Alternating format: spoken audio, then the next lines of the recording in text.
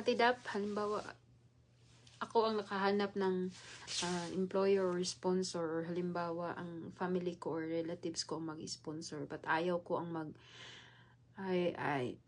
ayaw kong gawin ang DIY. So, pumunta ka sa agency. But ano na po yun, may bawas na bayad na po yun. Parang makales ka kasi may employer ka na, hindi na ang agency sa'yo magbibigay. So, yun.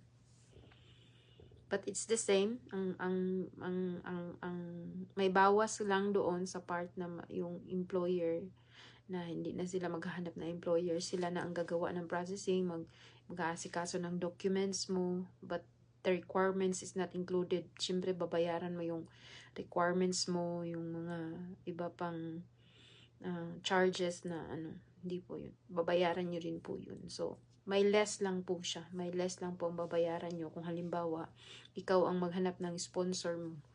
So, yun po. Kung ayaw mo ng maraming hassle, yung gayang ginagawa ko na ikaw ang mag-iisip kung anong dapat mong gawin, syempre kung may agency ka, sila alam na nila yun kasi yun yung trabaho nila. So, yun.